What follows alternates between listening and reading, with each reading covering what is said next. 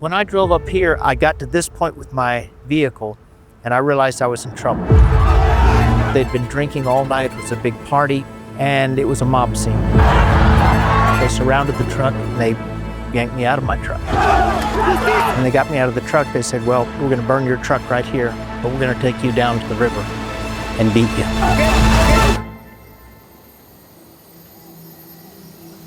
Most people are dead wrong when it comes to missions. They think it's for somebody else. They think it's for super spiritual people. That's a lie. And in the next few minutes, I'm going to prove it to you. I'm John Darnell, CEO of Global Outreach International, and I want to take you on a journey to Ecuador to see what God is doing in places most people will never visit. American Christians have almost completely lost touch with how God is moving right now. But once you see what we saw, it will change the way you think about missions and the Christian life forever. En otras comunidades también no nos recibían, nos amenazaban en contra de nuestra vida. When I came to Ecuador, I expected to hear stories. But what we found was something else entirely.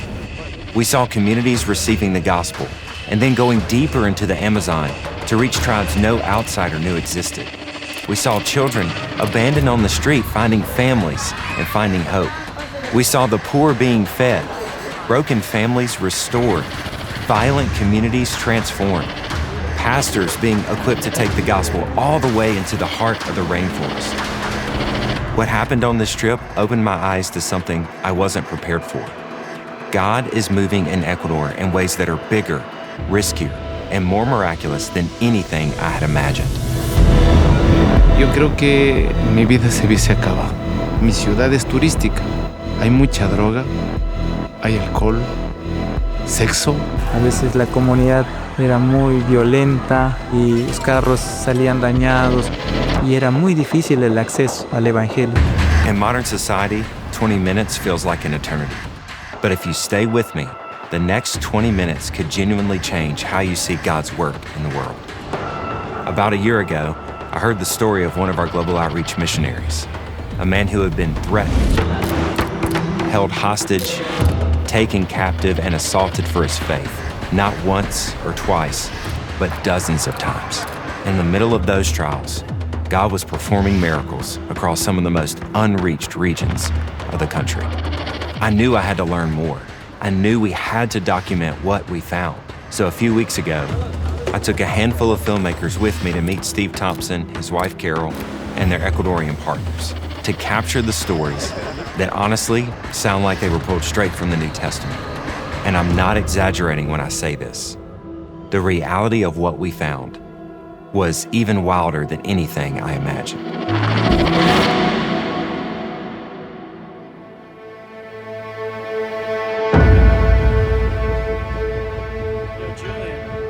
What are we doing? Hang on. Sounds good. We're in Ecuador. How many countries have you been to? Been to 3. 3? Been to Canada, been to Ecuador, and I've been to Guatemala. Awesome. Actually 4, because we had a layover in Panama. So you've hit half of the international locations you've been to today. Yeah. Sick. Pretty awesome. All right, so we are 30 minutes on the ground here in Quito, and we've already just had a slew of things. Miguel, our bus driver, is delayed in the city because protests all around have kind of snarled traffic. There's some political unrest due to some decisions made by the president. That's caused people to kind of take to the streets. And so some of those protests have gotten violent, so we're monitoring that. We want to be safe, hoping that the unrest dies down, but ultimately it's kind of out of our hands at this point. After landing in Quito that first night, we stayed near the airport because Steve's first base of operations is a 5-hour drive away, over the narrow mountain roads and through the rainforest near a city called Tena.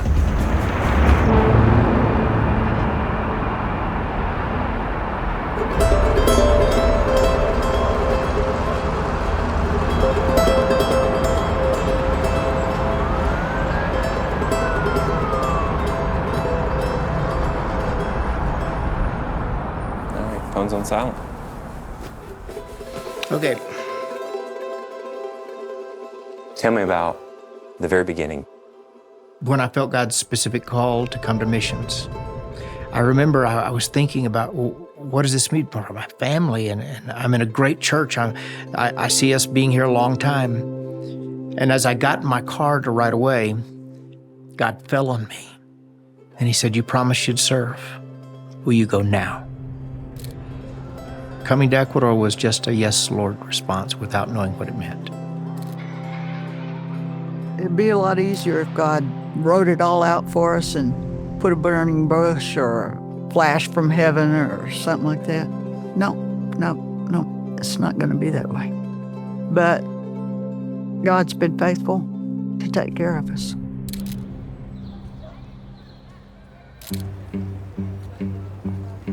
Jorge.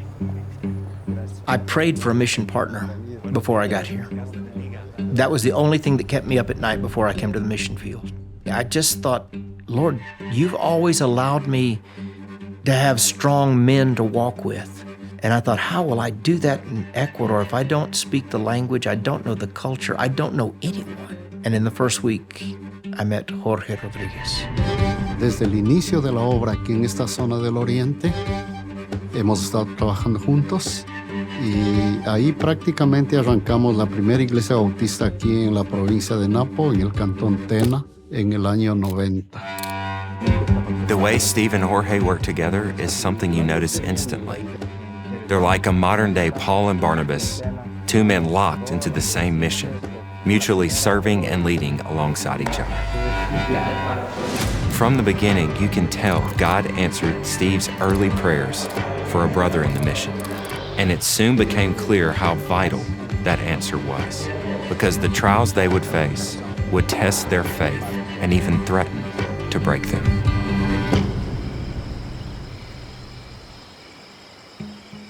John, I'm glad you're down here with me because just looking at this reminds me so much about the early years.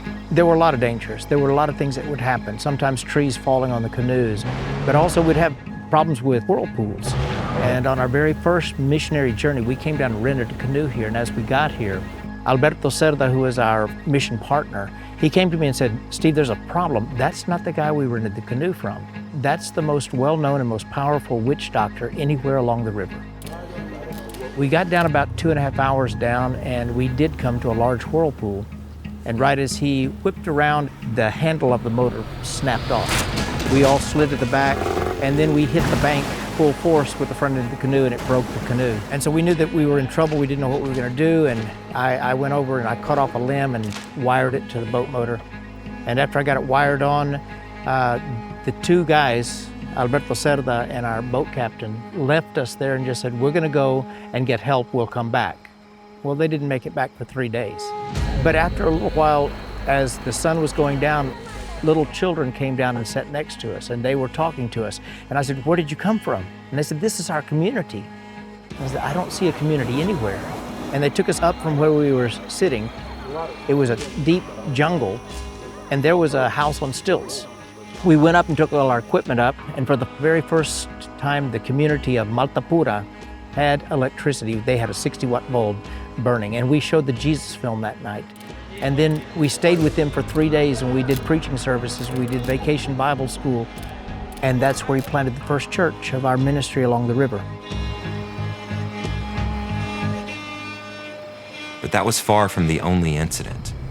Only a couple years later, Steve and Jorge were stopped along a remote road in the jungle by men holding guns and machetes, and they looked ready to kill.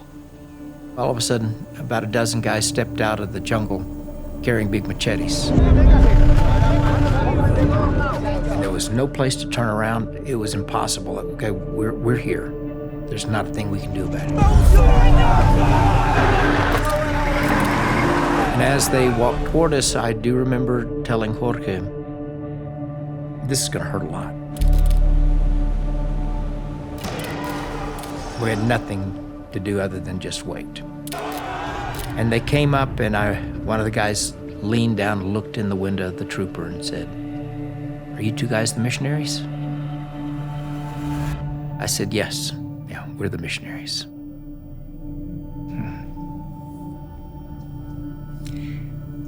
And And then he said, why do you drive through my community every week, but you've never stopped to preach the gospel here? I looked around, I thought, where's your community? All I see is trees. I see this road that's just been cut through. They said, oh, the petroleum company cut this road right in the middle of our community. And I said, that's amazing, but you've seen us go through? Oh, we see you go through every week. He said, well, we're stopping today. And so we stopped and got all of our gear out. We went into the little community setting, and we preached the gospel for 3 days, and God planted a church. And over the next 3 days, Steve shared story after story of God's work in Ecuador. This was probably 1992. And as I headed out on a Sunday morning, I headed out going to Ahhs, knowing that I could get there somewhere right about dark. And I ran into a strike, and the Indians, the Shuar Indians, had shut down the highways. I could see that the place where they had a big bonfire and a lot of the Indians had been drinking a lot, and they were asleep on the ground, and they woke up. When they woke up, they weren't happy that I was invading their strike space. And they took my vehicle and it disappeared, and then they walked me 3 hours through the jungle. Steve was held hostage in the camp for 3 days. But Steve and Carol weren't the only missionaries to experience hardships. The dangers of the river reached close to home for Jorge and Elsa too, when their canoe was struck by a falling tree, with children on board. Cuando al momento que estaba pasando la canoa, yo vi un árbol y había un espacio en la canoa que yo no hice más que acostarme así, de espaldas. Entonces, y bueno, fue un susto muy grande, un susto muy grande, y yo empecé a llorar. I'd like to ask Jorge, there was a moment where a few minutes ago he wiped away a tear. And I'm curious what led to that emotion.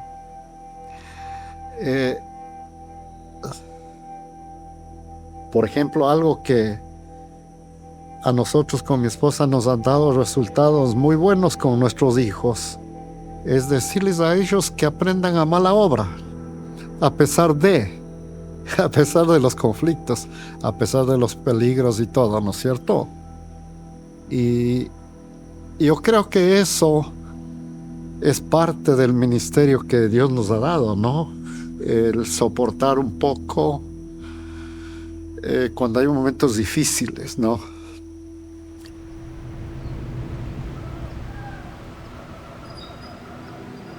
We had been confronted and said, if you go back on the river, if you continue to go into these indigenous communities, we will stop you. And we will burn your truck. We'll beat you badly. We'll break your canoe. We'll take your outboard motor. Don't go back on the river. We're still frail vessels. I don't intentionally walk into persecution. If I have an opportunity to avoid persecution, I avoid it, because I really think he wants me to go back at the right time. Listen when he wants me to go in. Listen when he says stay out. Listen when he says turn and walk away. But at the moment where you're not going to escape it, there's the sense of that peace of knowing you're in God's hands. But when our purpose is to serve, we go where he sends us.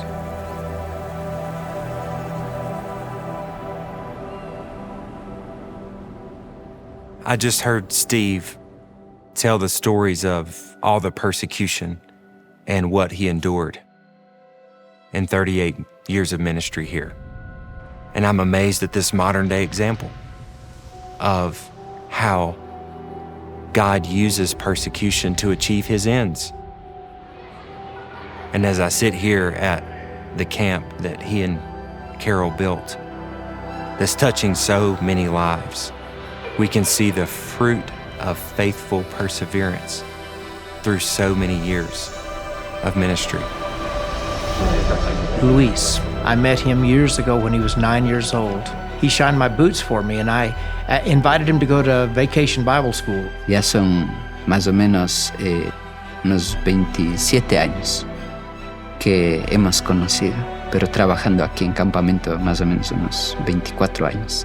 One of the members of the church there at First Baptist said, I need you to meet a young man who's an orphan, and his name is Patricio Perez. Carol and I prayed about it for about a week, and we invited Patricio to come and live with us.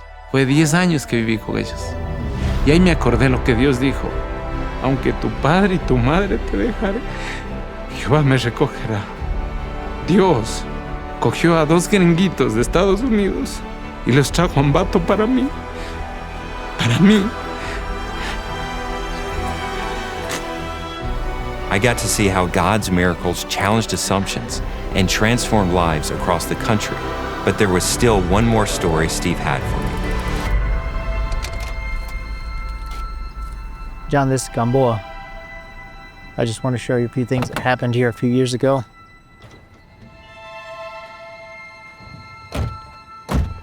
John, it was right here that I came to a time of persecution, which I really thought it could cost me my life. We were doing a medical clinic, and so we were going to have it here in Gamboa. In 2002, we had a medical team coming from Tupelo, and they were going to participate. We asked permission to do it here. And so I left the house about 7 o'clock in the morning, came out here, and as I got here, I got to this point with my vehicle, and I realized I was in trouble. The people had had a big party all night long. Everybody was literally drunk, and it was a mob scene. After a few minutes, the big leadership, the main leadership from the community came out, and they yanked me out of my truck. When they got me out of the truck, they said, well, we're going to burn your truck right here, but we're going to take you down to the river's edge and beat you. So as they carried me down, they got me down here about 100 yards. All of a sudden, I heard the voice of a man saying, well, why don't you put him down? Just tell him never to come back. Now, what I don't know is, I don't know what was going on at that moment, but for me, silence happened. The crowd just parted in front of me, and I walked up and I got back to the truck. And when they got back in the truck, they said, you're never ever to come back into Gamboa. And I said, well, I'll come back when you come and ask me to come back. They said, that'll never happen. I said, well, if God wants me to come back, he'll do that by sending you to ask me to come back. But God blessed in spite of that. 4 days later, they came and said, you come back to Gamboa. So now we have a Christian community here, people that love the Lord, Bible study, they're members of the church up in Perrott. And this is what God does.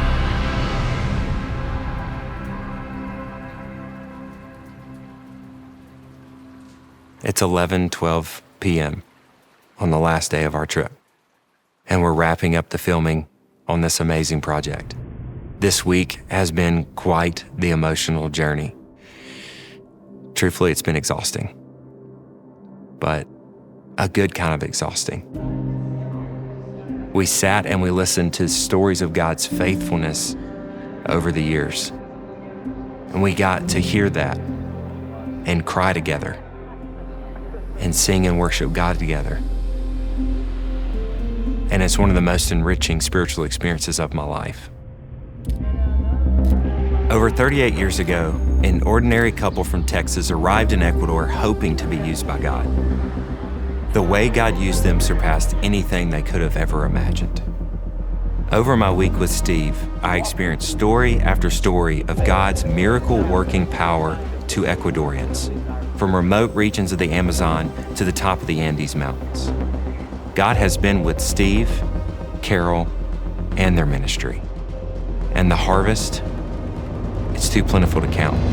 El hermano Esteban ha sido un hombre de Dios. Me apoyaron con una beca, me ayudaron y fue increíble para mí porque le mantenemos ahí la iglesia. Gracias una vez más por la ayuda de los misioneros Esteban y Jorge. Sin una imagen de padre y de madre, igual se hubiese destruido mi vida.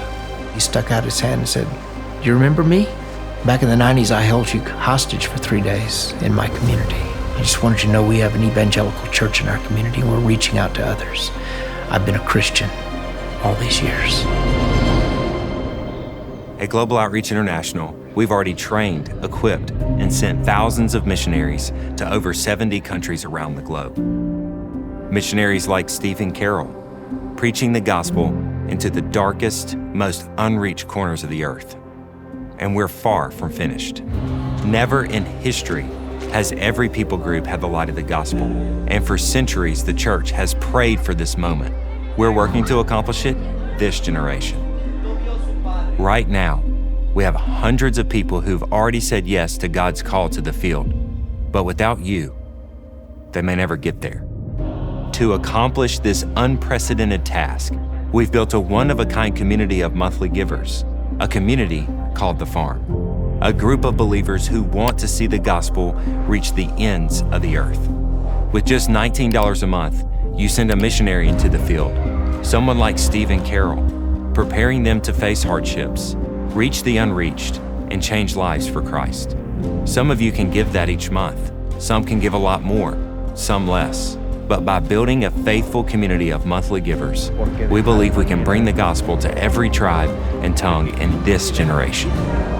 The enemy wants you to believe missions is someone else's job, that you're not spiritual enough, capable enough, or important enough to be a part of it. But that's a lie. Before Jesus ascended, he gave us the Great Commission, not to someone else, but to every believer. Not everyone is called to cross an ocean, but every believer is called to take a role in his mission through praying, sending, and supporting those he sends. So if you want to experience God working through you, if you want to step into his redemptive story, this is your moment. Join Global Outreach International and take your place in the mission.